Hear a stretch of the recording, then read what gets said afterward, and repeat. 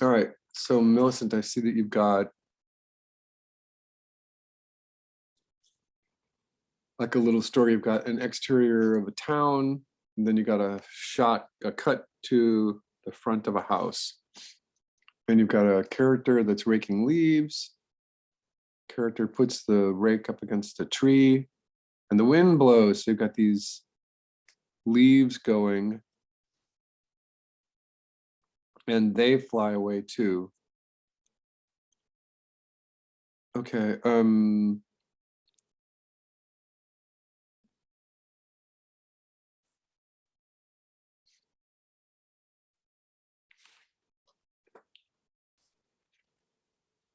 Smoke coming from a chimney.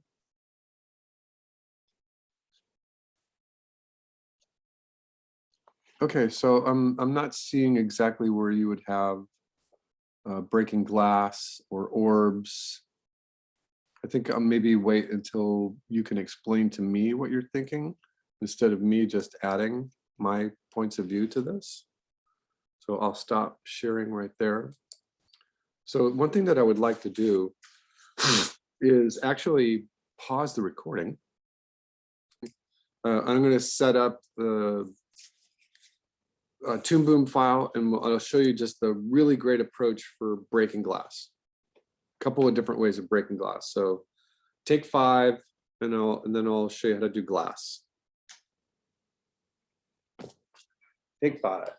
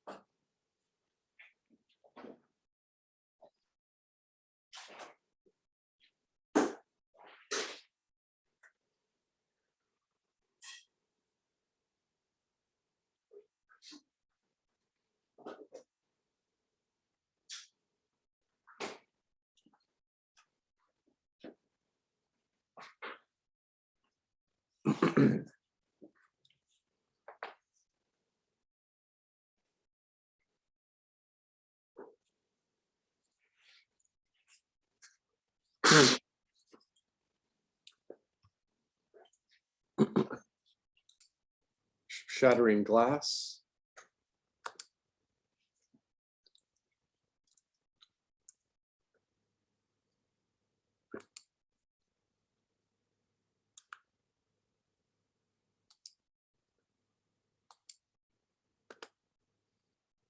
All right, so the first thing that we would always want to do is look at our research. And so right here, I've got a couple of different things that are breaking, and I like this broken glass right here. For a couple of reasons. I think that in your composition, this first one here, and I'll open this in a different tab just to see what is relative to it, what is similar to it, and I'm getting a lot of really great stuff. So if we just look at these groups of broken glass at the top here, they're all kind of related to each other in that there is something that has broken through the glass, either a stone or an orb or a bullet. So look, let's just look at these. We can see that, and let me just do this as didactically as I can. So let me draw. Come on, Zoom, wake up.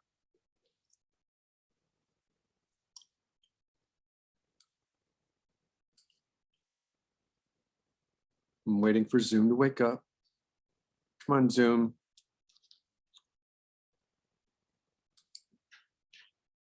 All right.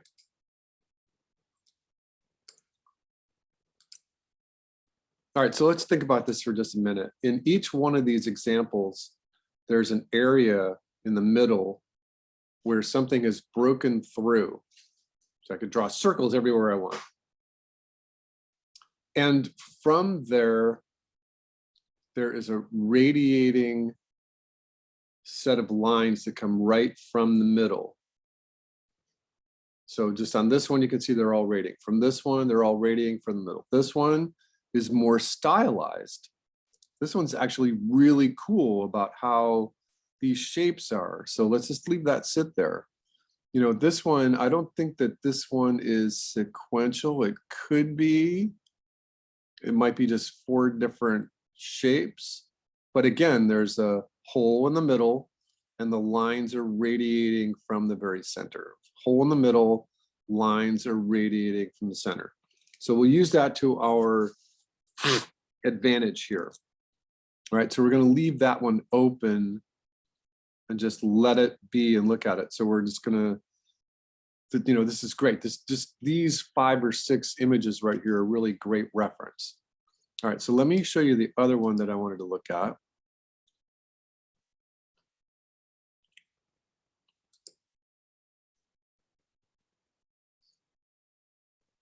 And that one is this one. I think it was this one. Actually, let me go to the Pinterest board, the effects board. Oops, that's not what I wanted. Hold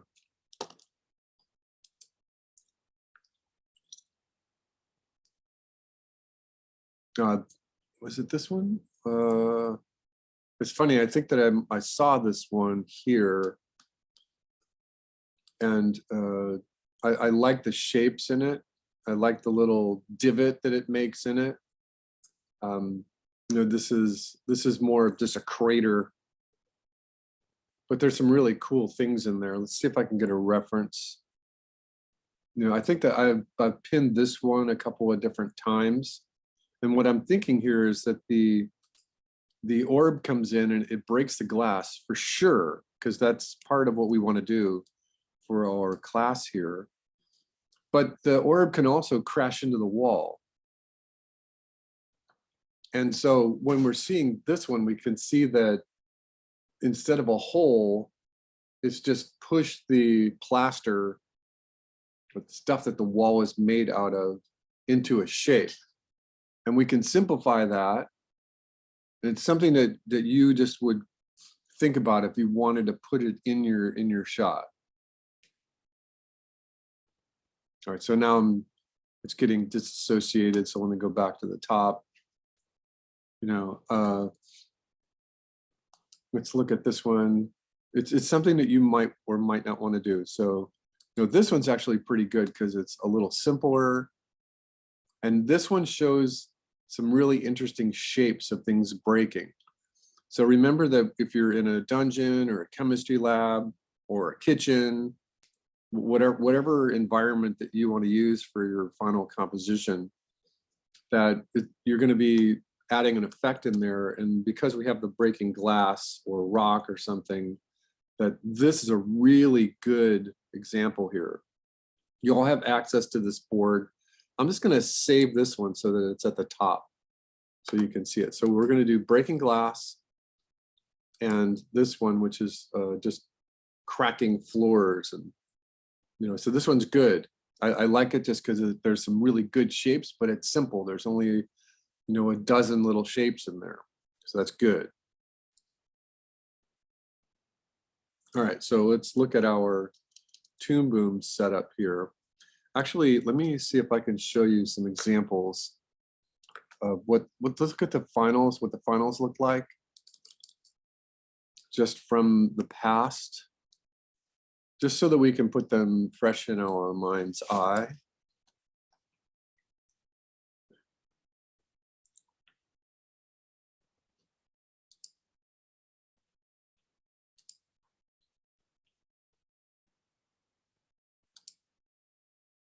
All right, so I'm just going to look at this one again. We've seen this before, but she's actually got her stuff inside a living area, and she's got rain and water dripping and steam and some wiggling stars. That this one's not the best. It has a nice little art direction to it. It's interesting.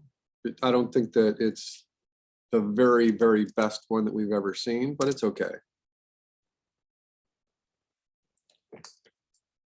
All right, let's look at this one. We've seen this one before. So the orb is sitting there, it catches on fire, the candles are dripping, water splash.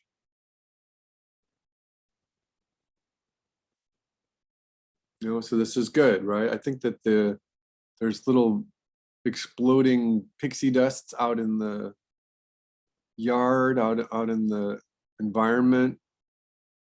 It might have, I think that this one could have been better if she would have shimmered the moon reflection on the water, or if there was glass inside these little windows that she could have broken them. The fire's great. All right.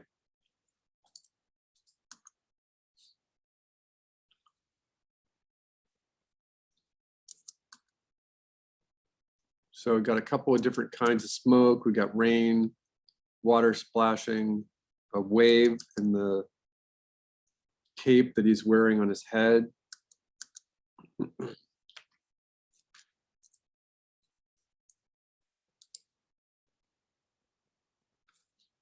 There's a kitchen environment, fire, steam, water dripping, breaking glass. And so the orb on this one just goes off the screen, which I think is fine, but we didn't really see it. It's kind of too fast. It comes in at an angle.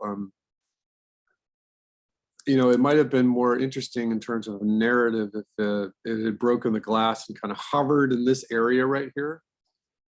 First of all, so we could see it. And then second of all, so that it could interact. Maybe it puts out the fire, or in one sense, it starts the fire and then the steam starts. So all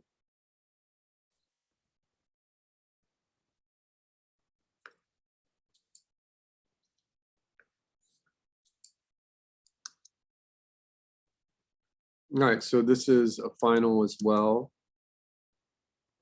And this one's meant to loop, so I'll open this one actually.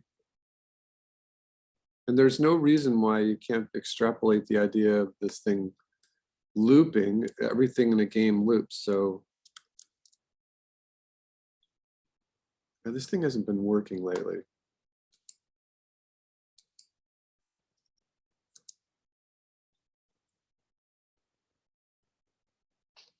So just breaking this down, we've got the leaves on the palm tree moving. There's a couple of different water splashes that are just copy and pasted. The little shark has got his little ripples. There's a fire on his little island. There's some lightning, some flash frames back there, bubbles in this little soup that he's making. You know, it's pretty good. You know, it's compositionally wise, it's pretty good. So that's something for you to look at. We've been talking about dungeons or chemistry labs or what have you, and it doesn't always just have to be like that.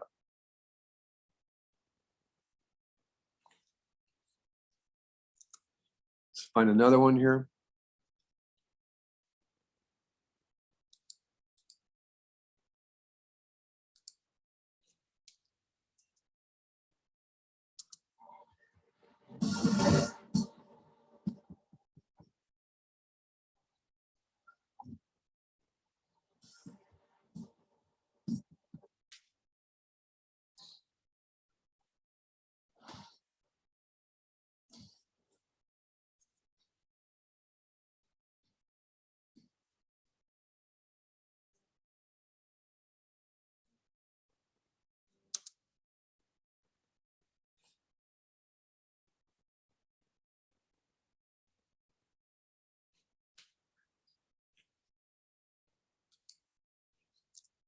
All right, we've seen this one before, but now we can look at it a little more carefully. It's got a really great sense of perspective. The 1 point vanishing point is way off to the left. That's fine. It's 2 point. There's a vanishing point way off to the right. Let's open this one with QuickTime. Play it. So we've got a couple of different kinds of fire. You've got this little orb happening here. You've got this little tree blowing in the wind back here. It doesn't look like it's quite finished because it is pretty quick. The candles. Now there's no orb, there's no breaking glass. So I'm not sure that this one was actually finished or not. Let's find another one.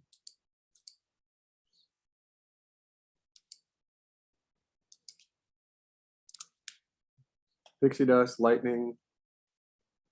So this is interesting.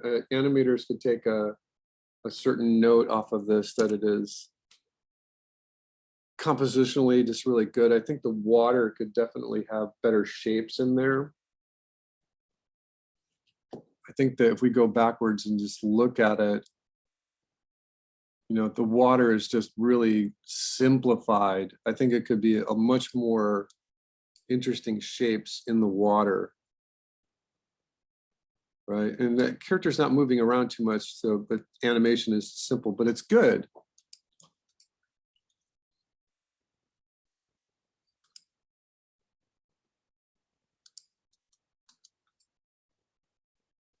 Codec on this one might be screwed up. Yeah.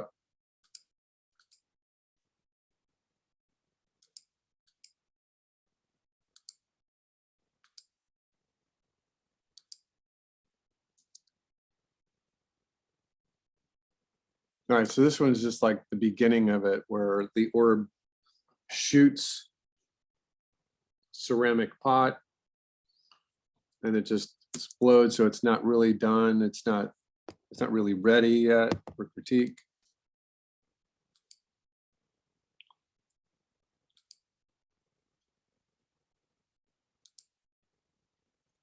Oh, this one was interesting. Very game oriented. And this could be something, you know, we have enough time for you to think about this. If you were wanted to do this now, you could do something like this. This is a very good idea where you have your levels that are in an isometric perspective. And each thing that's happening is just in its own little space. That's perfectly fine. It doesn't have to be anything crazy. Lightning, fire, water, splash, bubbles. You know, this is great. It doesn't have the breaking the glass. in it, but it could. So this is very interesting.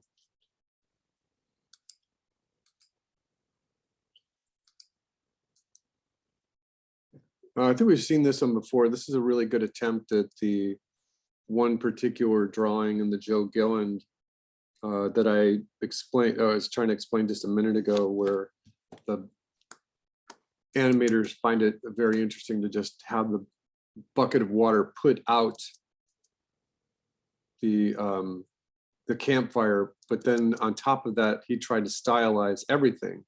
So this is a very good attempt at water, fire, smoke, and stylization all at the same time.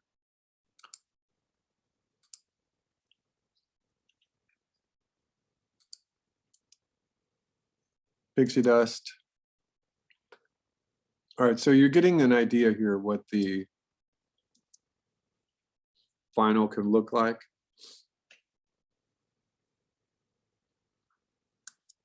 All right, so there's an attempt here, right? We've got explosion, breaking, steam. There's stuff happening in there. All right, so what I'm trying to do here is jog your imagination.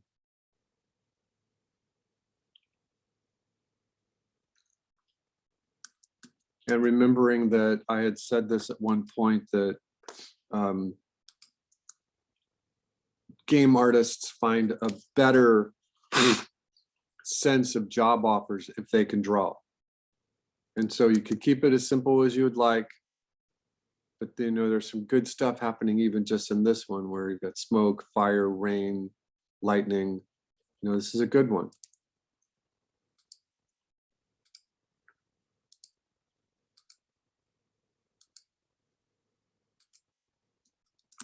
We already saw that one.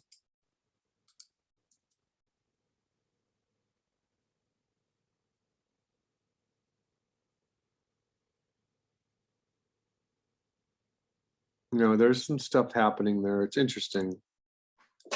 I'm asking you to be creative. I'm asking you to just be as creative as you absolutely want.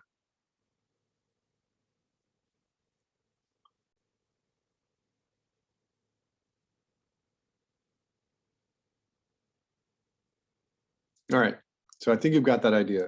So we're back here to this and to this, and I got my Toon Boom open.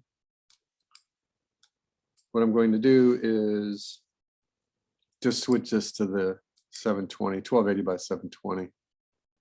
So I do have my project shots for doing the glass, but I think it's easier for you all to follow along if I just do it in real time. So let me do it in real time for you.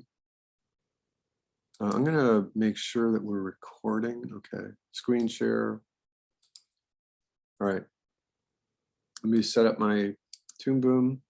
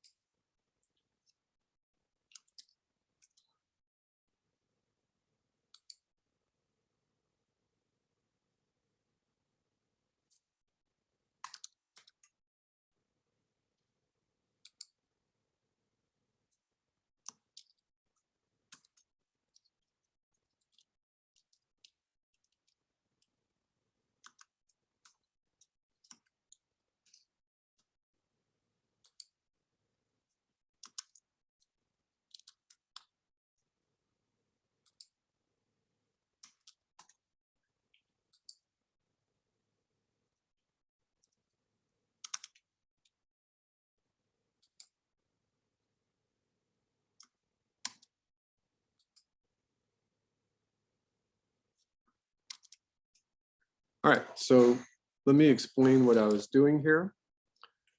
And I'm going to draw this for you as well as explaining over here. So in the traditional world of film, cinema, animation, there's a way to build things in a way that it's called.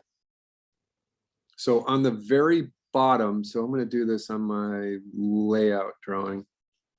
On the very bottom of your camera cluster, you have your background. Your background is always on the bottom. On the top is always your overlay. An overlay is always an OL. OL is always overlay. That's what this is. And then in the middle, you're going to have an overlay, underlay. And these can be things that are not moving. It could be trees, it could be bushes, what have you. On the very bottom, on top of the background, you'll have an underlay. So graphically, what this is that if you have, let's say that you just have a little sketch and that you have a deep horizon right here, and that you have your grid, this is just your environment. This could be the underlay right here, because the background is actually the sky. And you might want to put in a simple color card back there that has a gradient in it that goes from a dark blue, and I'll make this just like this. So this goes from a dark blue to a lighter blue as just a color card. So this background right here is a color card, CC color card. And then your overlay, or I'm sorry, your underlay is this, your environment here. On top of that, you might have a tree that is just not moving very much, or it could be moving. It could just be a simple tree right there. But then the overlay, the thing on top of it would be a bush or a tree that's right up in front of the camera. It's really close up into the camera. So this is your OL. This tree right here is your OL, UL, overlay, underlay. This component right here is your underlay. And then this color card right here is your background. And then sandwiched in between here, you can have all kinds of things. You can have your window. You can just call your window the W layer, or you can have glass layer, or whatever. You can have layer number A or layer number B or C. And it's very common to number them from the bottom going upwards. Or you would have M for Mickey Mouse, or P for Pluto, or D for Daffy Duck, or B for Bugs Bunny. And the thing to pay attention to here was that often Bugs was on top of the overlay because Bugs was painted Dove Gray 20. And if he was on top of any of these other cell levels, or underneath any of these other cell levels, that affects the color of this Dove Gray 20. And so notoriously, Bugs was always on top. If anyone wants a little trivia, Bugs was always on top, and he was often on top of the overlay. All right, so that's what I was doing here: background, underlay, window, overlay, underlay, layout. I can move this layout here to the top because we're only going to use one frame of it, and I can move the arc layer on top of it as well. So now this should match what my drawing is over here. All right, so just for expedience's purposes, I'm going to grab all this and just move it off the stage.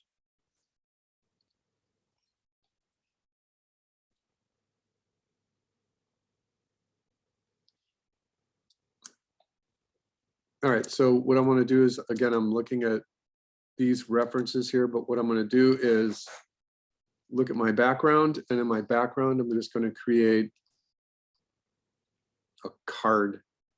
So I want something in the background. I want something back there. I'm going to paint it a color, and I'm going to, I don't want it black. So I'm going to double click on this, and this is just going to be, it's going to match the layer. So it's going to be background. Maybe I just want it to be some midnight blue.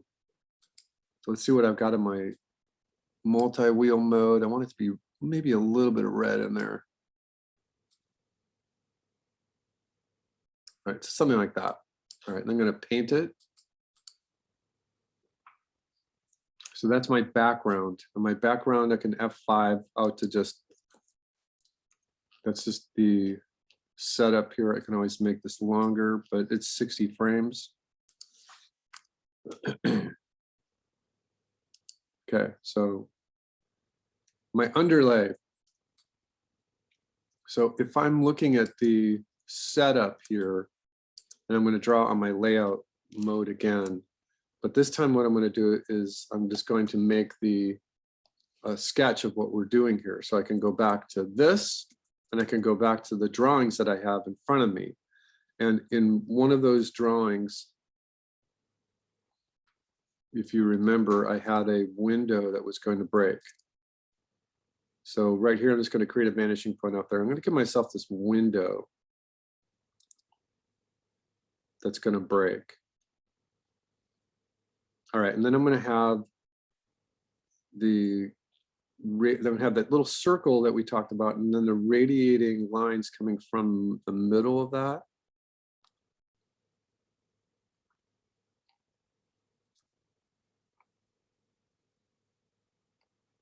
All right, so I'm just going to do that as a setup, just for me thinking about it.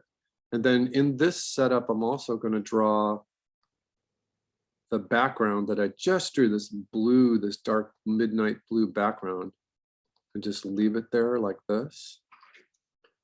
All right, so that the other thing that I might want to do here is when I'm looking at this compositional setup,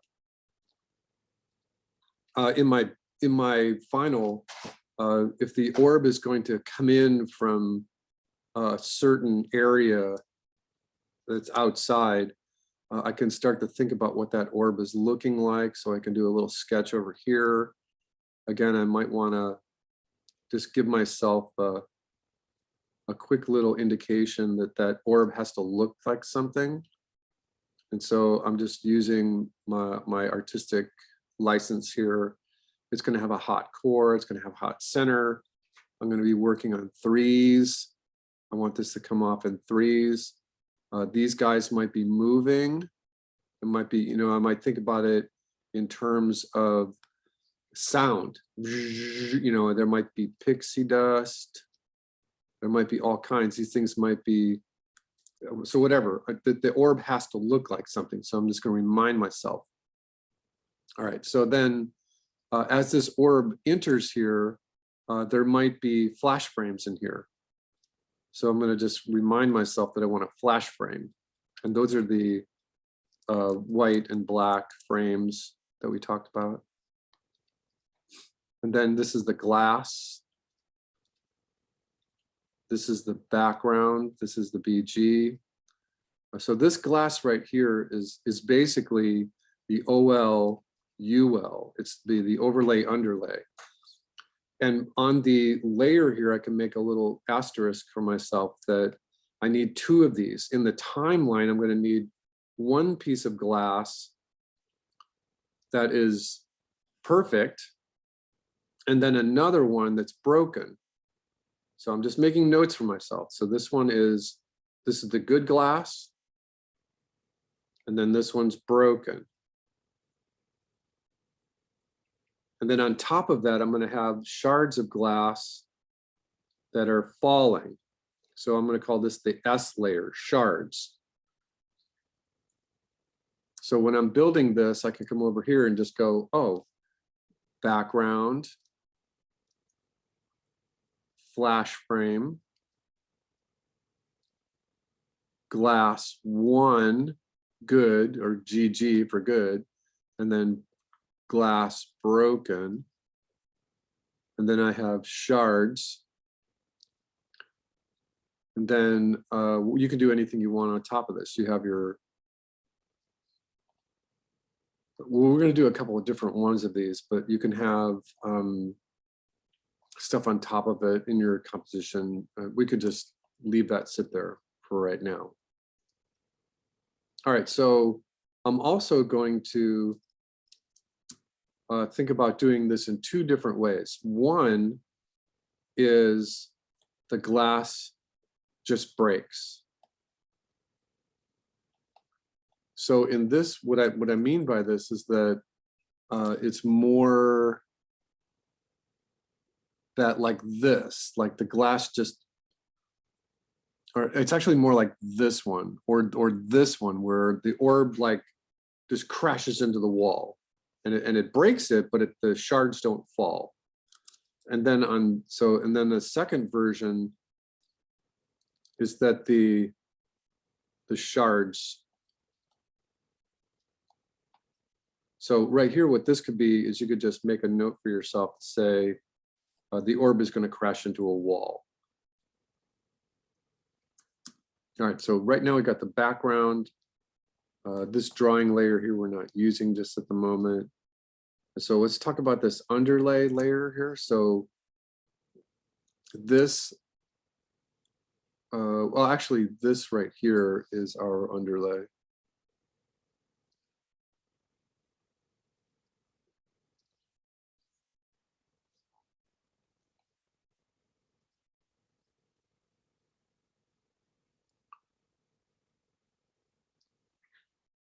All right, hopefully this is, we look okay. All right, so now on the overlay underlay area, I'm going to actually, let me start my layout here. So I'm going to pick a light color.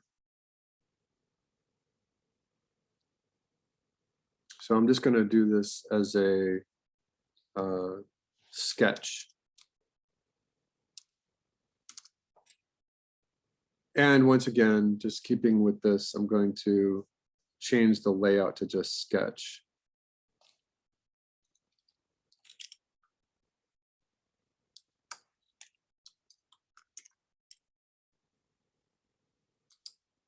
Okay.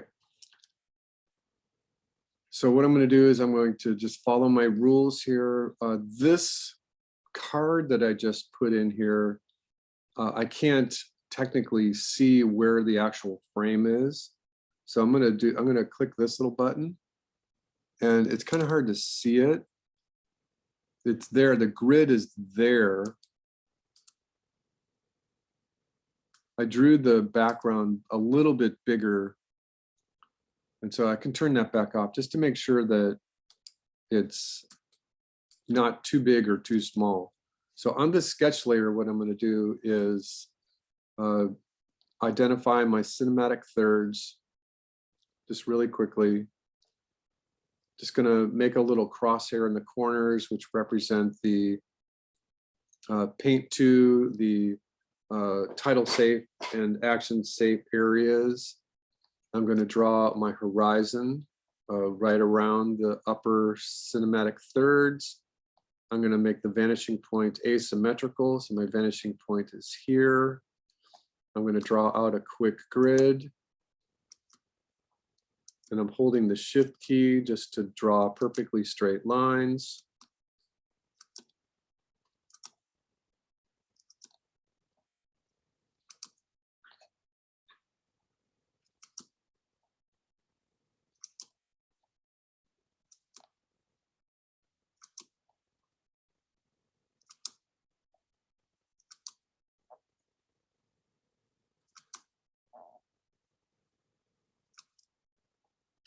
Now the horizontal lines.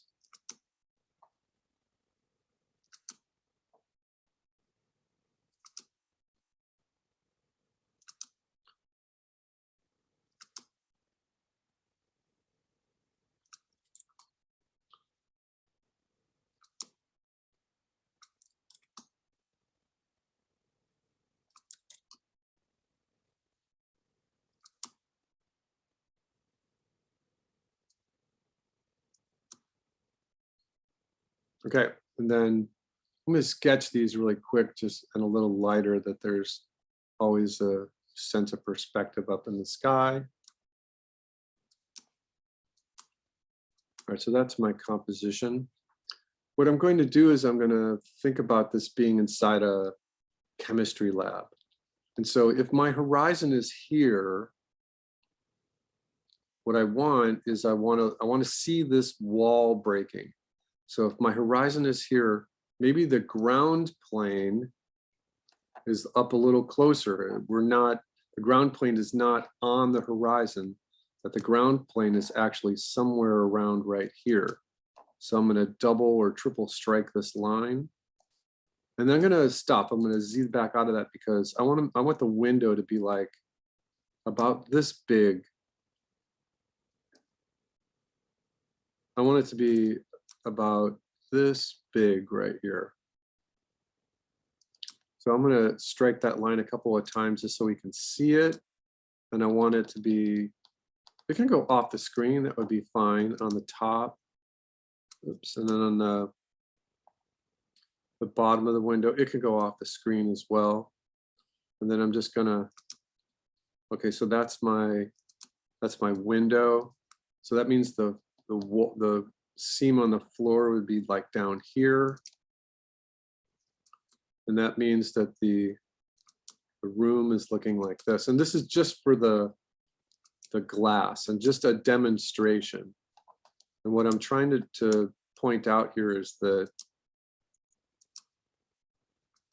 I'm using even just the straight lines as a sketch tool. So even though that they're perfectly straight lines because I'm holding my shift key, I'm treating it more like a sketch by just doing a bunch of them, just to let my hand think about it for a little bit. All right, so that's my window, and I've got a good amount of real estate here to work on the glass shattering. All right, remember this is just my sketch level. So in here, what I can do is I can take lines that go across the diagonal from the window so I know where the actual middle of the window is, because that's how you just discover the perspective on the window as you go from the diagonals to find the very center. So you're being inclined to put it here, but the actual center of the window is right there. So now if I want to cheat it, I can draw that center just looking like about right there. And again, I'm just sketching. So that I did move this over a little bit just because, I do have I'm cheating it. That's what I'm doing. So now what I want to do is I want to pick, this is my radial center, and I'm just going to draw a bunch of lines that are coming from the radial center. And I think that the reason why I'm doing this like this is just to give you all a sense of real time. How does this look? And so I'm just drawing a bunch of lines radiating out from the center, almost like I'm drawing a perspective grid for where I want the shards of glass to be. So that's that. And then what I could do is I can do a second and a third layer here, because in our examples, you can see that there's not just one, that there's 1, 2, 3, 1, 1, 2, 3, 1, and I'm looking at how many circles come out from the center. There's a hole, and then there's 1, 2, 3, circle 1, 2. This one's just 1. It's really simple. This is different. There's no radiating circles on that one. So in my composition, I'm trying to do this in perspective too. So one of the things that you want to pay attention to is if you've got a rectangle, you're finding the center of the rectangle, you're finding the radiating points from the middle, and then these ovals are supposed to be circles that are in perspective. And so the way you do that is that you think about, I'll just use seemingly a square right now, is that you draw across the center. You can draw straight up and down. So you've got your grid, and then you start to make your circle. So right here, your circle is, and circle in perspective radiates from the center. And then this one is a more wide open. And then this one is tighter. And then this one is more wide open. So you're drawing a circle in perspective. And even though you're sketching this, you still want this kind of approach to doing these lines here. You're drawing a circle in perspective. So come down here, You're drawing a circle in perspective, and it'll just make your composition better. All right, so now that we've got that, we can start to think about laying a little heavier line right here. I'm going to bump this up to like 7 or 8. And I can go back and forth to see what those broken shapes look like. You know, this is going to come out a little further.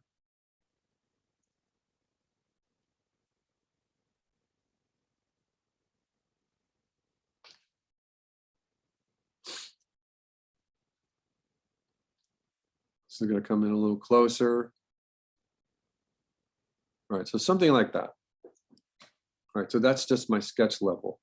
All right, so on this window level, this is the first thing that we're going to do here is, oops, not that close, is we're going to actually draw our window. So it depends on what you want, if you want a window frame or something like that.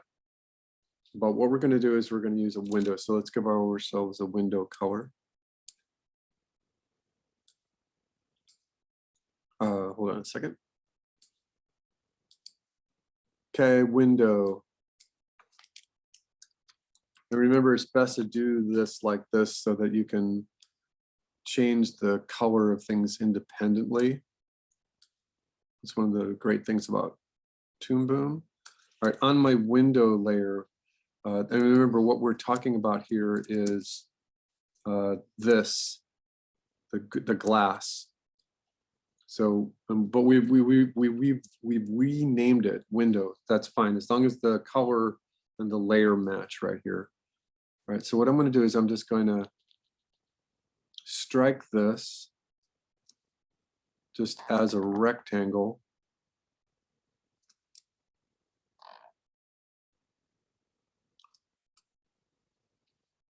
Oops, hold on a second. All right, and then to make sure that it's paintable, let's paint it. All right, there's my window. You can see that it's too gray. So in the window color, let's make it more white.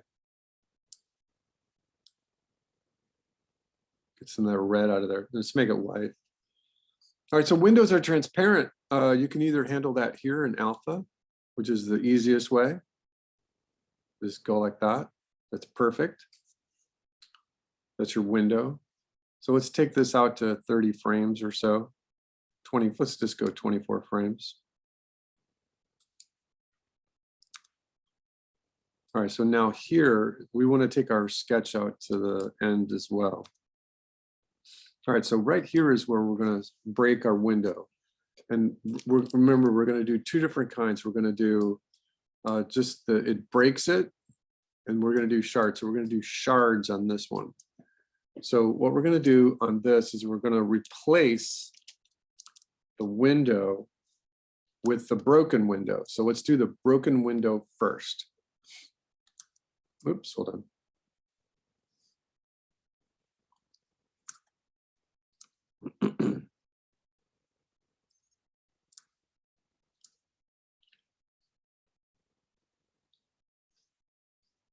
Okay, so what we're going to do is we're going to think about we've got, let me make sure we're in the right thing. We got the window layer, pencil. Okay, good. So we're gonna take this and we're gonna well, actually what we could do is we could just take this one and let's just copy this one.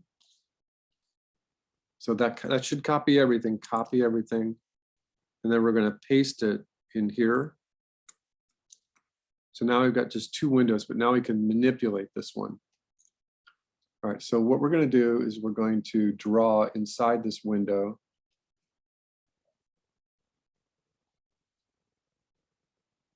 And let's go in on it.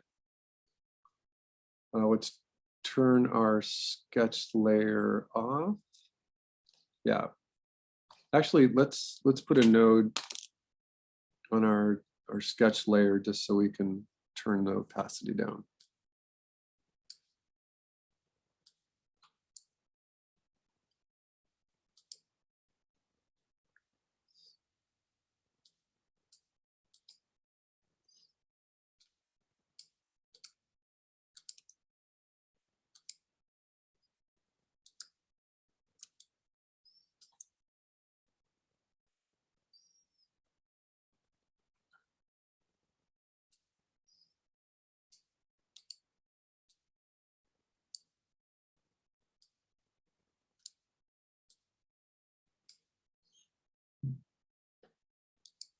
Oh, did I do? I didn't do that right. Hold on a second.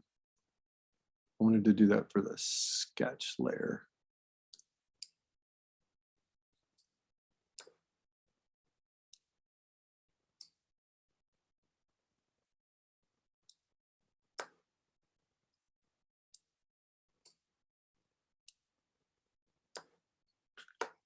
All right, that comes in automatically at 50%, I believe. So I'm gonna make it just a little bit more transparent. It's good. All right, so what we're doing is this one.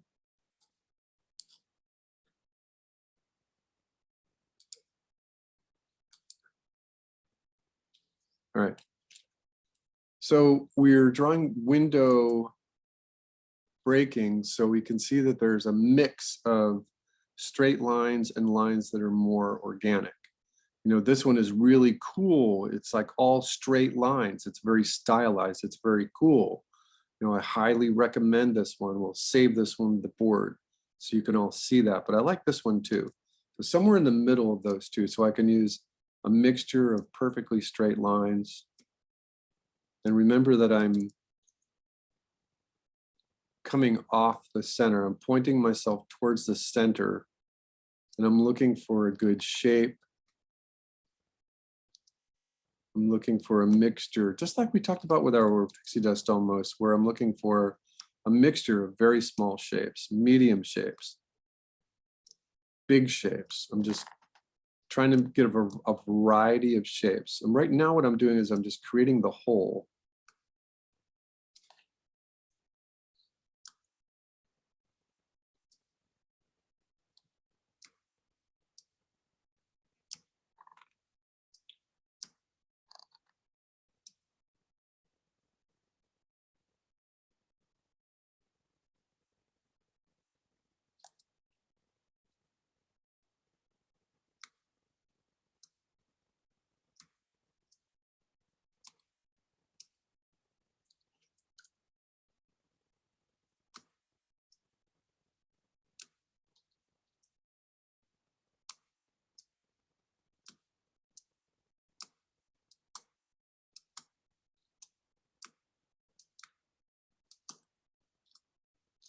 All right.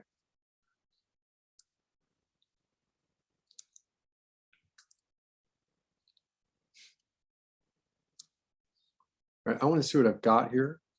So right here, this is the thing that I copied from the other window so that it's in exactly the same place.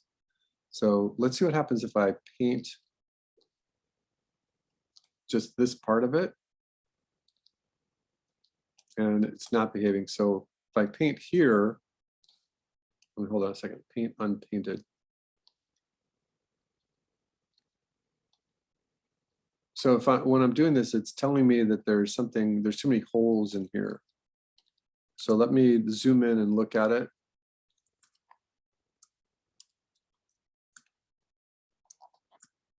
And I'm skeptical because even though this is a hole, Toon Boom usually will fill that in. So something is amiss here. I'm just going to do regular paint.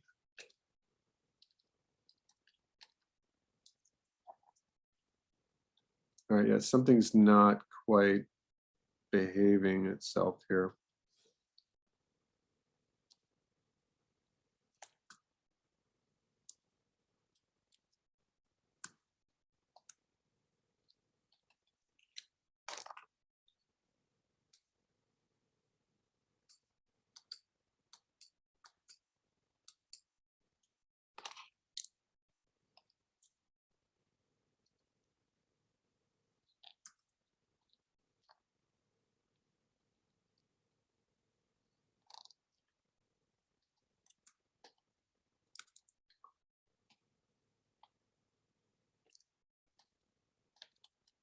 Oh, something flashed.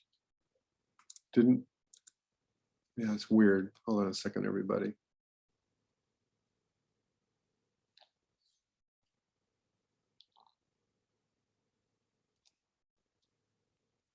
All right, so over here, I'm going to close large gaps.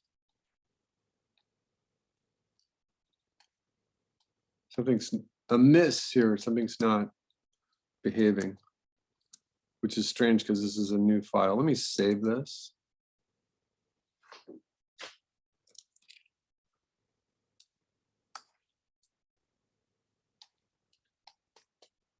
It's not behaving.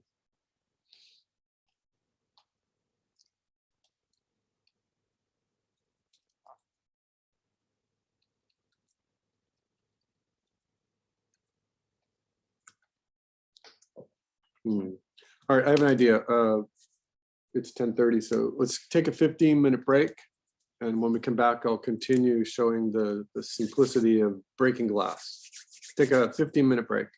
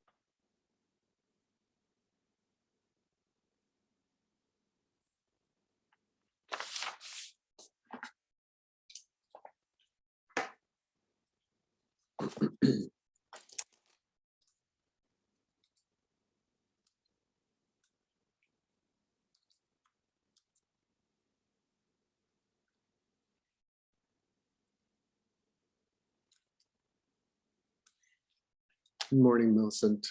You should be able to see that PDF in the chat now. And even though it's a copyright violation, go ahead and grab it. It's a great book. Grab it, grab it. I didn't want to upload it to the LMS because then someone could say, hey, what are you doing? This is a copyright violation. So go ahead and grab that. It's a great book. I haven't seen the, I don't see the link in the chat right now for me anyway. Okay. Are you planning on uploading anything for me to look at today? I uploaded an updated version of my thumbnails, my storyboard for my project. I don't see that. What folder did you put it in? Under thumbnail, the thumbnail. The last one? Oh yeah, you're right. I'm sorry. I looked at it as we opened the class, so it was not showing 0. So you have a shot of the exterior of a little village or town or something, and then you cut to a character raking leaves. Would you mind sharing the screen if you're making edits? I'm not sure if you're, or so then the wind comes and blows the leaves away. And what other kind of effects are you going to put in that shot? I have the smoke from the chimney at the beginning, and then as more of, that could be more of a flag effect with follow through would be the bow in the character's hair. I mean, it's small, and then I thought that I could maybe I can do rain as well. I'm going to add more to the board, and I was thinking that there could be this increasing frustration as far as she rakes the leaves and then the wind blows it away. She rakes it again, it blows away. She gets increasingly frustrated, and then she ends up blowing away, and possibly one of the second time it could start raining, and there could be, you know. So as you're saying that, maybe a suggestion would be is that some magical orb comes in, a lightning, flash, lightning. Then this orb comes in and it sees that she's having trouble raking the leaves. So it blasts the leaves away. That might be kind of cool because it's an effect. So it sends out like a plasma beam and explodes the leaves. And then you see just a tiny little bit of smoke and pixie dust. Yeah. And then she's like, oh, cool, thanks. Yeah. But at the same time that it blows the leaves away, it can break one of the windows. So it was helping her, but it accidentally broke the window. And then she's like, hey. So, so that's something to think about because we're doing glass today. Okay. All right, so I figured out what I was doing wrong here, everybody, is that what I wanted to do was take this window and I copy and pasted it into this frame right here on frame 25. And that was why I couldn't paint it. So what I did was I just copied the frame of that window with my pencil tool so that now I can go back in and paint it however I want. Now you can see that this is the artifacting. This is me chasing the vectors. So you can see that it didn't paint all the way in here. So what I'm going to do is I'm going to Z this. I'm going to change this to close medium gaps and see what happens. And it's still got a lot of artifacting. So let's close small gaps. And it's still got artifacting. So let's take it to 0. And so this becomes like an issue. If you were to have a gradient that you were applying in here, this would just be a mess. You'd have to absolutely figure this out. I've noticed that sometimes painting really far away helps. And it did clear up a bunch of them. But because we're just painting a solid window color, you can just go ahead and fill in these artifacts like this. It should be okay. One thing that you can do in Toon Boom to see if you've got a lot of data that could be a problem in rendering is clicking on the K key, which shows you your nodes. So right now it's painted pretty good. This is a little sloppy. I might have to fix that. But if I move out here and I hit the K key, this shows me all my points. So even though I painted those are still, there's still vector points across those little areas in the broken part of the glass. It's not a lot, but if you were animating and you had tons of frames and this was happening, it could be an issue. So if you ever work in Toon Boom, use your K key to show you where your nodes are. K is show and not show nodes. All right, so the idea here would be is that the orb is going to come crashing through this glass right here. And I'm sorry about this part because it's not really radiating from the center as well. But what I'm going to do is I'm going to extend this out all the way to the end of the shot. It's F5. And then on this glass layer, so now what I'm going to do, again, using my, so this window layer right here is just transparent, or I used an alpha on the window. So I'm not sure exactly why I have two different windows here, but what I'm going to do is, yeah, I'm going to use this one. And I'm going to find my tool. So what I'm going to do is I'm just going to very carefully, and you don't need to do this for every single little piece, but I'm going to use my pencil tool. I'm going to check my settings. So 5/5 is just a typical pencil. Remember that you get your main settings here. And after a bunch of artists complained to Toon Boom, they redid the out-of-the-box settings were 5/20, 5/5, 5/20/5/5, emulates more of a pencil, just straight out of the default box. And so you can just leave it that way. That's fine. I'm just going to like this. So what I'm going to do is I'm just going to copy a bigger, make a couple of the bigger parts of the glass right here, just on this glass layer. So I'm just going to zoom in here, and I'm going to take these, and I'm going to just think about the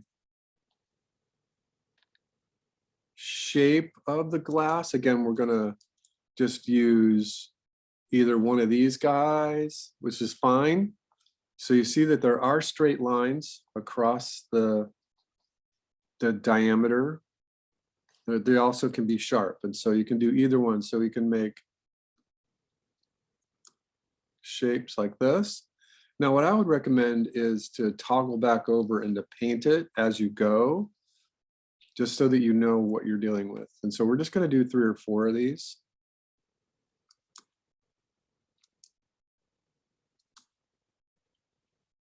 Just so that you know that they're filling in correctly.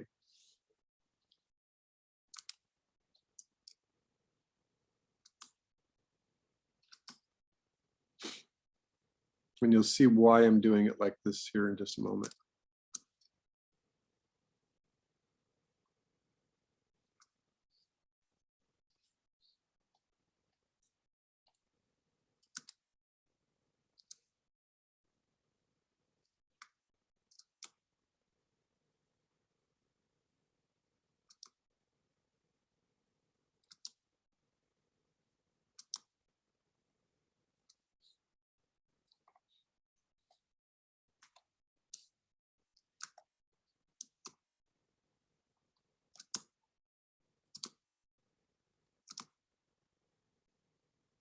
So for whatever it's worth, I'm just working here. I'm using my shift key to constrain to be straight lines.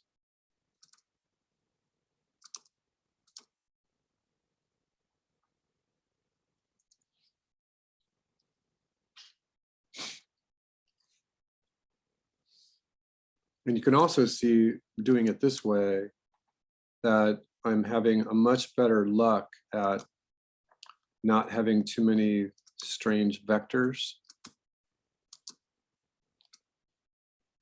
For some reason, Toon Boom is behaving right at this moment.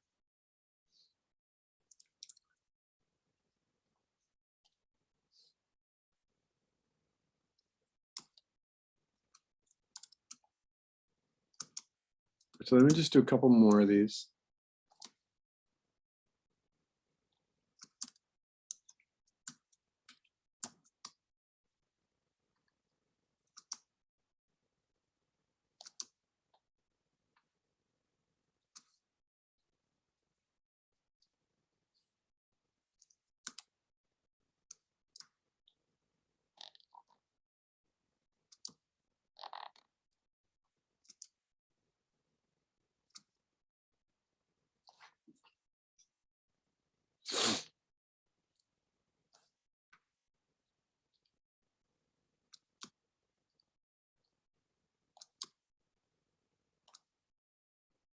Right, and that's good enough for the demo right now. And I got one little vector right there. So there we go. All right, so what we're going to do is we're going to take this breaking glass right here, and again, what we're imagining is that the orb is going to come crashing through this window. So when I did my original introduction here, and we were talking about overlay and underlay, what we can talk about even just a little bit more specifically is that our background is our main, oops, hold on a second, is the bottom, very bottom layer. And then we have the underlay, and then we have whatever layers, and then we have overlay, underlay, and then we have overlay here.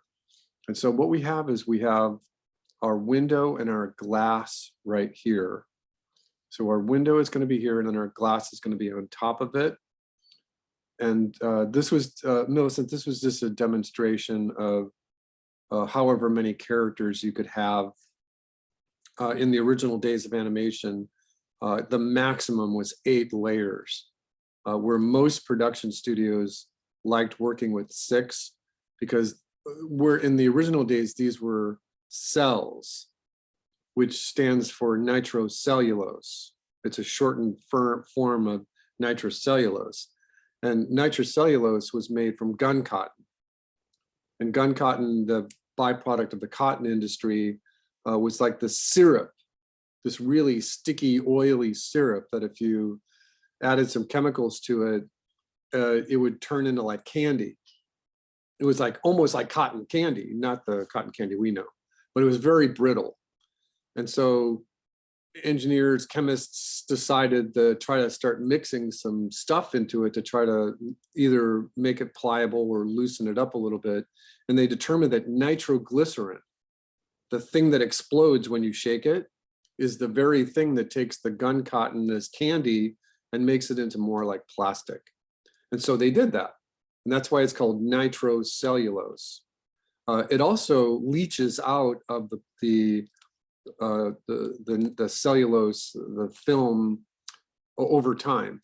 And so if you have a spool of negative or positive film that's sitting in a film archive somewhere and no one's touched it for a long time, there'll be a very bright red sticker on it. Don't move this, because there could be a little pool of nitroglycerin on the bottom of it.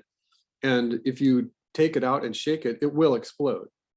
And so there's a whole genre of films called nitrate films that are like from the dawn of the 20th century all the way to about 1920, that in those film archives, you have to know exactly what you're looking at and what you're doing, or you could die just by taking a film canister off the wall. Nitrocellulose. So when we, as animators, started working in these days in here, we had a maximum of 6 layers, because even though it was clear, it was not. It was not acetate. It had a slight little amber color to it. And it was also very, very expensive. So many studios only worked with like a maximum of 6 layers. 8 was like a very special circumstance. The background was often just a watercolor piece of paper or something. And then you have underlay, overlay, underlay, overlay, and overlay. That was the maximum. So you got 3 layers right there. But these overlay, underlay, overlay, they could just be pieces of paper. So go back and study those films where this tree might just actually be a piece of paper that's cut out and registered to a piece of cardboard on the peg bar, or that this little tree was not a cell, it was just a piece of cardboard attached to the peg bar. The same thing with the underlay. That would be this guy right here. That's just like the background. That could just be paper. And so the studio might be saving the window, the glass, layer A, layer B, layer C, through your 5 layers of nitrocellulose. Or that you had Mickey Mouse, Pluto, Daffy Duck, or Bugs Bunny was always on top of the overlay because he was painted Dove Gray 20. And if you had him on any other layer underneath here, even if it was acetate, Dove Gray 20 gets darker every time you put it under a layer. So Bugs Bunny was always on top. All right, so having said that, what we would be doing here between the background, which is this blue, and our underlay, which is this glass, could be your orb. And so the idea would be is if you had your orb coming in and moving behind the window, that you would see it because the window here is painted a alpha of 141. You can see as I do this, it's going to change the transparency of the window on the stage. And that way you can get the orb moving on a layer between the background and underlay and be able to see it. And as it comes through this broken part of the glass here, you can either do one couple of things. You can stop it from being on this underlay layer, or stop it and then move it and do the rest of the animation above the window so it has a different effect on it. All right, so have you learned that before, Millicent, about this organization? No, I haven't learned this before. So this is old school animation. Anything on the bottom is on the bottom. Anything on the top is what you see. So, you know, you draw the little camera up here. Hold on, I'm drawing on the wrong layer. Hold on. So this is what you see. Your camera is pointed down. It's often a down shooter or a rostrum camera. And anything that's on top, it's like a sandwich. All right, so this glass here that we did, let's take a look at what we've got just by turning the glass layer off. So we've got those little shards right there. And the easiest thing that you can do right here is imagine that the orb is just going to come, you know, it could be really small. In your sketch level, you might want to do the layout where the orb is, and I'm doing this in black and it's on dark blue, so you might not be able to see it, but the path of the orb might be that it's coming up and it's going to pause and then it's going to crash through the window and then kind of sit right here for a moment or two before it starts blasting. And again, this is up to you. Everyone was working with the idea that you were either using a chemistry lab or a dungeon, or Millicent, you've got an exterior. Again, you can do whatever you would like. One of my students had done a living room. If you go back and look at the recording, I just played some of the other finals from other semesters. All right, so on this glass layer right here, there's a couple of different ways you can do this. And this is the easiest one. So I'm just going to take my selection tool and I'm going to imagine that the orb is just crashing through the window really fast. And so I'm going to zoom in on this. And I'm going to take this guy. I'm going to copy it. And I'm going to go to this frame. I'm going to paste it. And I'm just going to move it so that it is, well, you could imagine it if you wanted to be really precise about this, that you're going to take your layout layer, your sketch layer, and you're just going to put like these arc of motion. So the glass is going to break this way. It's just as the orb comes through, the glass is just going to crash, right? That's all it's going to do. So on this layer right here, this piece of glass is moving out. As long as you've got it in your clipboard, go to this frame and paste it. And then just move it. So this is just really easy. I'm also tumbling it. And as long as you've got your little arc of motion in there, this should read, even though this is really far apart, it should read copy, go to the next frame, paste it. Take this guy and move it out here. Because it's visual mayhem, actually. All right, so this one is just gonna go straight out. And we probably won't see this one here. And then do the same thing for the other pieces. So take this guy, copy it, go to this frame, paste it, take here and move it on this arc, and then maybe it moves the other way, copy it, paste it. And you can see this is just like the easiest thing to do here is you just take each one of those pieces that you made, copy it, go to this frame, paste it. So remember that you're not going to be able to see something unless it's really more in the 8 frame range. 8 frames is like 1/3 of a second. So let's say that this piece breaks right here. Let's say that this, this is going to break into 2. So what you can do on this frame is copy it and then paste it. And then you can alter this one. So this is just going to break into 2. So what we're going to do here is we're going to zoom in and look at it. Hey, zoom in and look at it. And we're going to just alter this one with our direct select tool.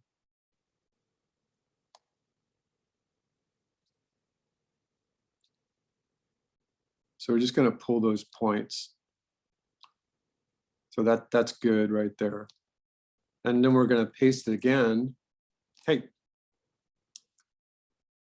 All right, it's for some reason Toon Boom is not behaving. So I'm going to copy and paste it right on top of each other. And I'm just going to move this one. Hey, it's not behaving.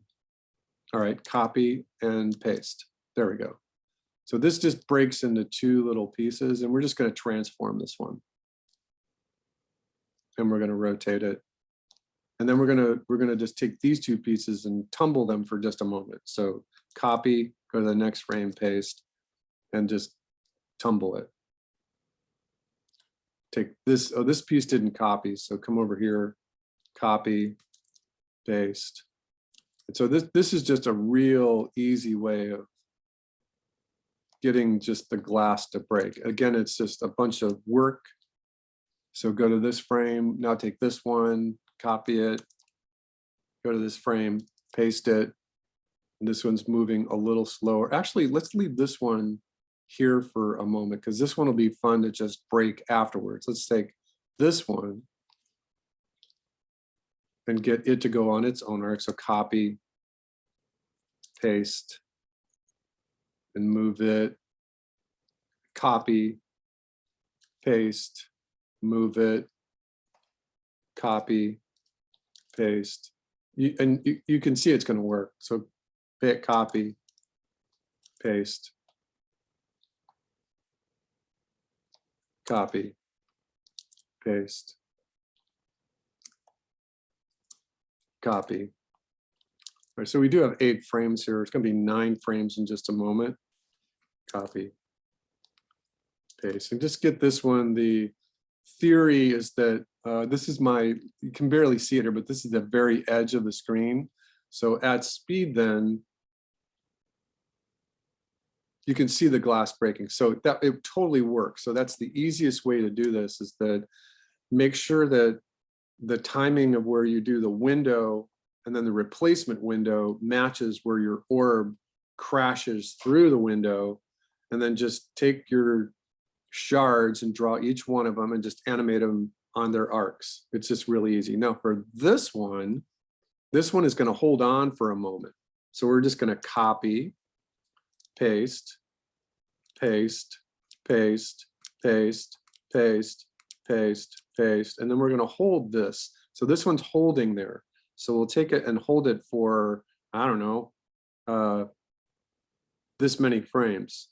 Oh, sorry, hit the wrong key. This many frames. So as now what you can do on this one is paste it again, and now you could just have it fall straight down. So on this one, we're just going to take this one and move it, and it's going to rotate just on this tip right here. So it's like sticking almost. Copy, paste, rotate it, copy, paste, rotate it, copy, paste. And I'm paying attention to how many frames, because right now there's only 3 moving frames right here. So copy, paste. I can actually even swing it. I can say, I'm going to have it be really stuck right there. Copy, paste. And I'm going to do like a little swing. Copy, paste. Hey, paste.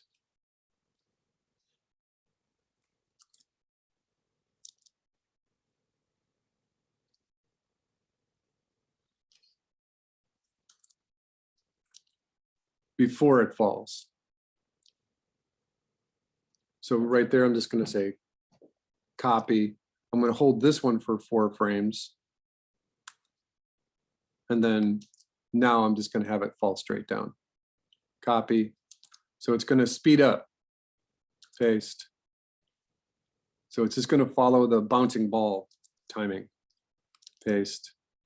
And it's just going to fall off. And you can decide if you want to break it like we just did the other one by copying and pasting it, or redrawing it. It's up to you.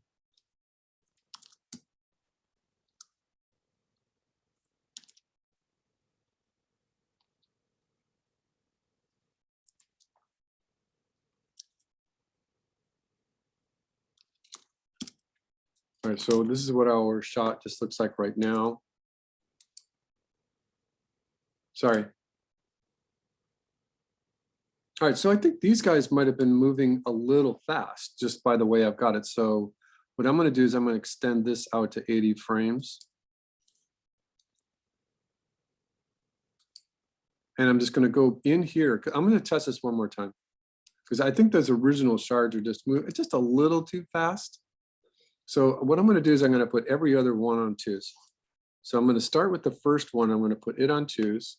And remember, it moves everything down the timeline. And just put every other one on twos, just in the original crash.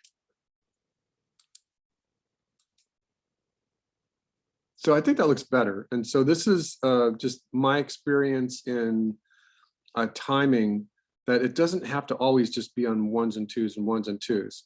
If you're animating and you wanted a sprite sheet, when you say this frame is coming in here on twos, this one's on ones, this one's on twos, the script that comes behind the sprite sheet will tell your coder that, yeah, these frames are sequential, but they're also staggered on ones and twos and ones and twos.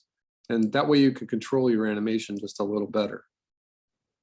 So I think that works. So that's a good way to break your glass. Again, you're using these guys on the board just for your references. I think they're just really good. What we talked about before you got here, Melissa, was that there's a hole and that these lines radiate from the center of that hole.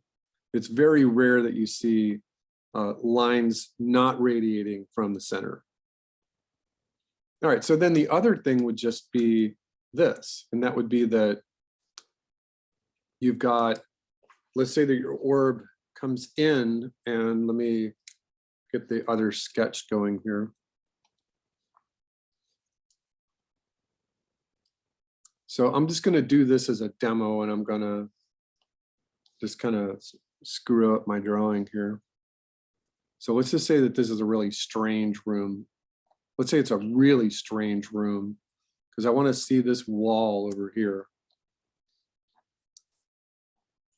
So there's a wall right here.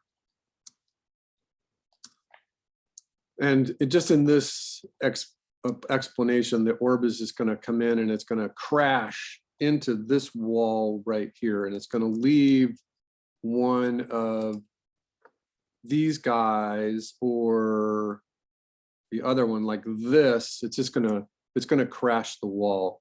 So I think that what I wanted to just say here is that you're kind of, you are thinking about a narrative, and it's really simple. You're not telling Campbellian mythology. You're not telling this epic story.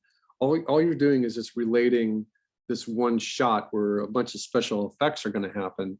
But in breaking the glass, which can be really simple and easy, and it's not too mind-bending, it can be really cool that the orb crashes the window, and then over here, it's gonna break up the wall. And so what you're going to be teaching yourself is how to take a really cool background that you've designed and how to destroy it. And so once again, I'll just explain that I'm going to start with a square that's in this 1 point perspective.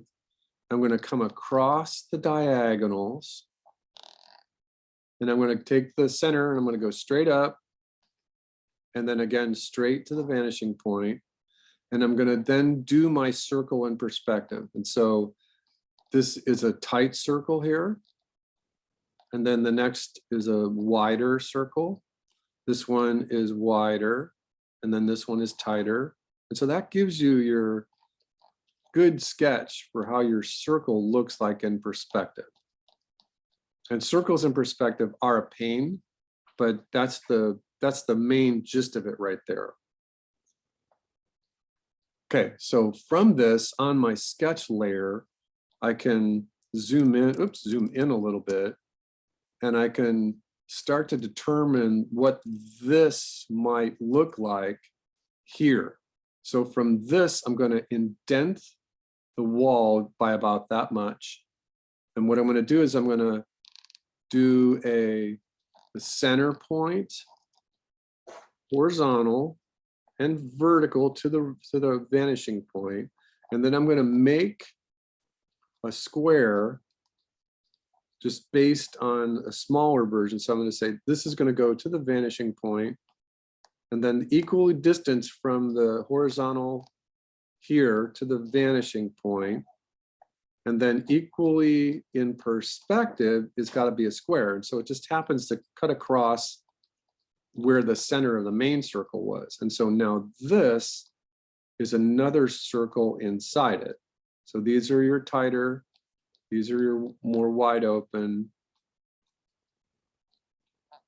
So this circle in perspective here is going to help guide you to what the crack in the wall might look like. And so even though it's looking a little messy right here, I can just take this drawing layer and put it on top of my sketch layer. And then so now I'm on the drawing layer. So let me do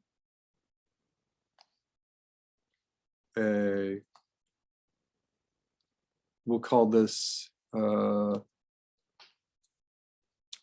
wall, and then underscore BR for break. And we'll give it a new color, stay in the same white range. And then we look at this. So look at this, there's still radiating lines from the middle, but they're not as straight as the glass. So they're more organic.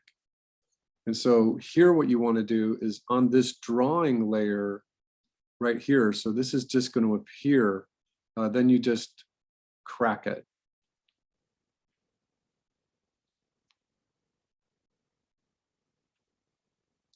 So they're radiating from the center, but they're much more organic. So look, and you can count them. They also kind of come out here a little bit more from the circle. So you got this dent happening, and try to get the curve of what would be the sphere in there. So I'm giving the lines more of that kind of look to it. Maybe a little bit more detail when it comes up towards the camera. All right, and so these lines are actually darker. So I'm just doing the sketch for you here. And you do the same thing. So for this, the color of this wall over here, you would just say, okay, I'm gonna create my wall.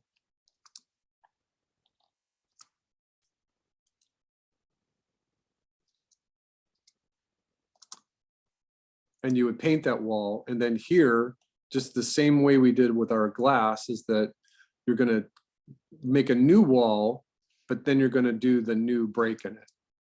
So it's just a question of replacing it. And remember the reason why it wasn't painting properly first, because I copied the window and then I pasted it here. And so you can't paint something and then erase while you're drawing at the same time in Toon Boom. So I just remade the window without painting it, did the shards, and then painted it. Okay, so over here, this would be the same thing. And remember, these lines are just the sketch for me trying to figure out where I want the wall to break. It's just going to break the gypsum. That's all it's going to do. And then just go back in there and counter, look at this. So there's lots of oblique little lines in there. You know, you're thinking of materials. You're thinking of what this thing actually broke. We're going to define the outer rim here, where it actually touched the wall. And you can see that there's two lines. So you can do that as you're doing your sketch. You can just do the line for the wall and the line for the break in the wall. And then this you don't have to animate this. This is just a break. It just crashes the wall. This is going to be painted the wall color, and then technically, literally, all you would need to do is have this wall last for the entire shot, and then whatever this appears, however this appears, it just appears. It just shows up. When the orb hits it, it's going to show up. That's all it does. Is it doesn't even animate. It just shows up on top of it as a series of black lines. It doesn't animate. It just appears. Okay. So again, this is the effects board. This is really great. I think that spending some time in here, figuring out how things are broken, will help you with your final shot, because it's just a question of aesthetics. It's a question of art at this point. You're drawing your final composition, but the orb that's coming in, especially game oriented, it's going to destroy it. So follow the best examples you can find just about what the broken glass looks like. All right, so let's just double check here.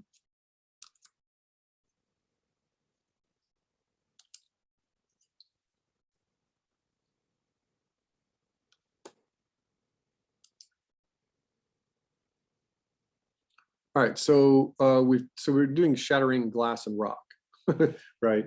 So we're actually supposed to do that next week, but it's good that we're talking about how to handle it today. We talked about orbs, and we could talk about this again next week, especially the idea would be is that I need to make sure that the direction that I'm giving you, the ideas that I'm giving you are going to relate specifically to your final. And so from this point all the way to the end of the semester, I need you to be putting in progress shots in this folder right here. It says progress final, and that could be anything. It could be drawing, it could be simple shots of just the simple glass breaking, or whatever kind of fire you want to use in it, or whatever kind of explosion or smoke you want to be using. Everyone's going to have their own specific critique. All right, so the other thing that I wanted to point out to you, it was that this thing just kind of caught my eye.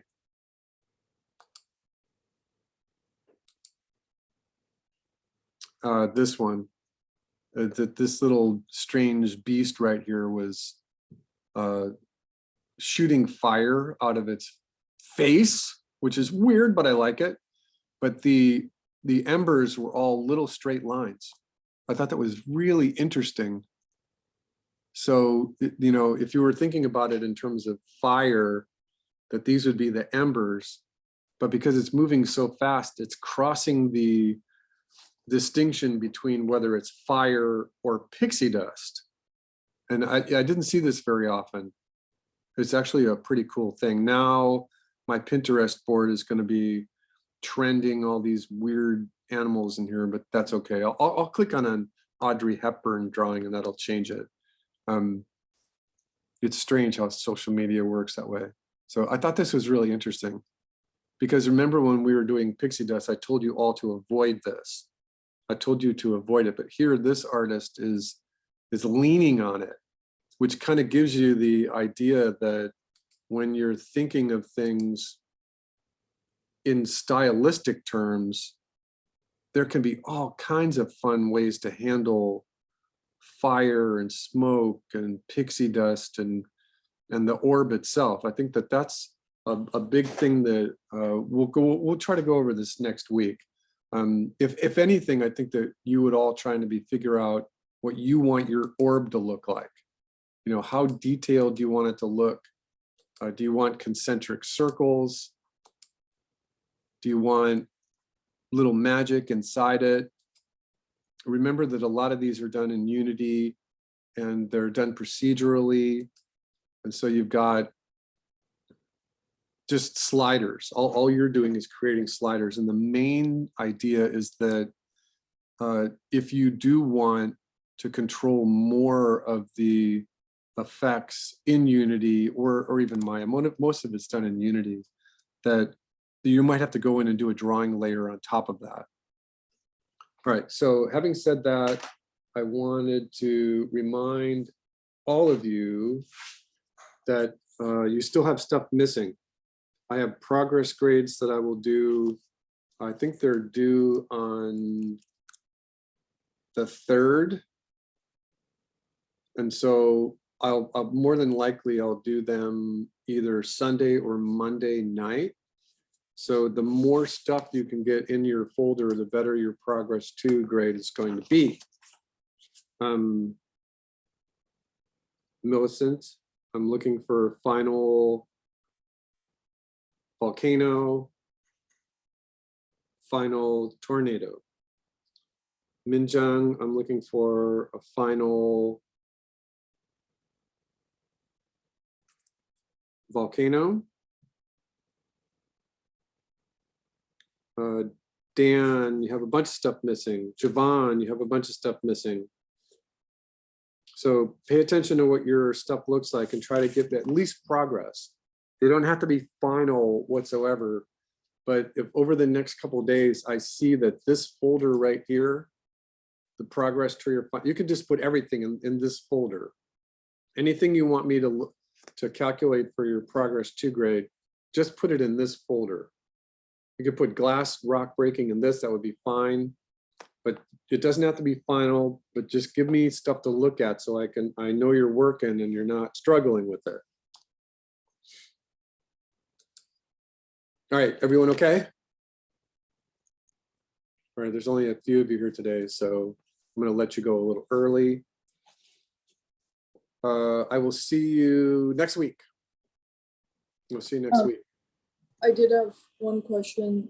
On Zoom, links haven't been sending on the chat for some reason. I was wondering if you could resend the PDF. Oh, okay. Or I could give you my email. No, it's too big for email. Okay. Hold on a second. I'm going to try it one more time. Okay. All right, it's coming in.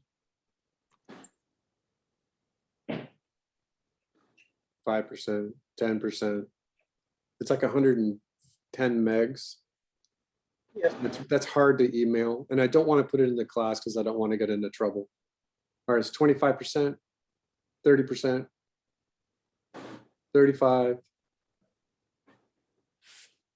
Everyone else can go back to your Friday afternoon. I'll see you next week. All right, see you next week. All right, ciao. Millicent, you're about 50%, 55%, 112 megs, 60, 65, 70, 75, 80. Do you like me doing this? Is this bugging you? All you have to do is tell me that it bugs you, and then I'll do it for the rest of the semester. Because I'm mean. 85, 90, 95. And it's successful. So you should see the elemental magic in the chat.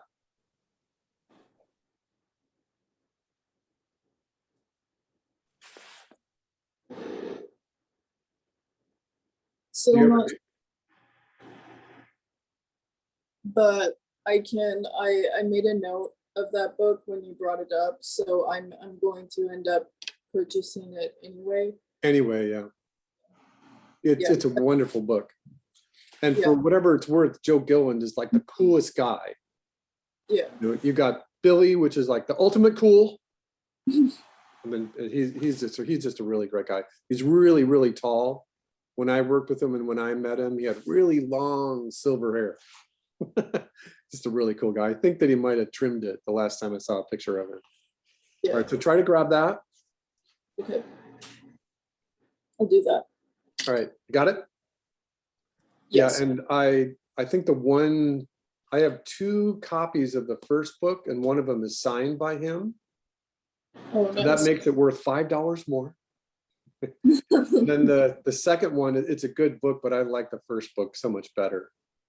Yeah. And again, it's just when he's talking about the effects in animation, he just relates all kinds of things with art about space and shape and size. And it's just a really great book. Yeah. Really wonderful. All right, we'll see you next week. All right. See you next week. Okay, ciao for now. Bye.